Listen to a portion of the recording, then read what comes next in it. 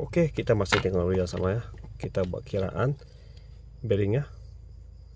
Okey, dikas sisir lah, diisi. Okey, yang pertama di bahagian spool.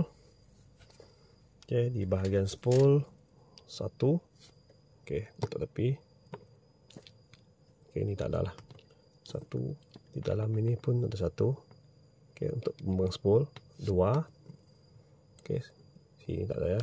Ini magnet. Ya, magnet. Okey, dua bearing.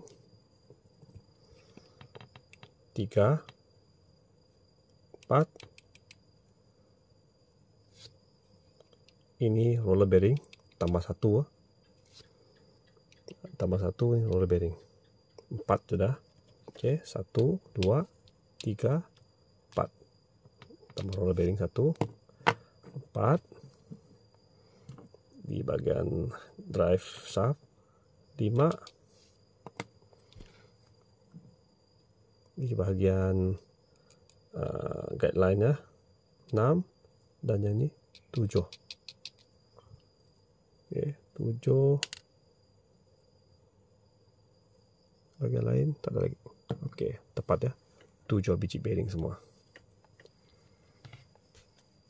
1 2 3 4 5 6 dan 7.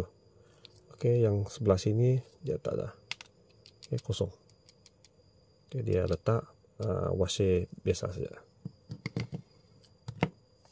Okey, 7 bearing.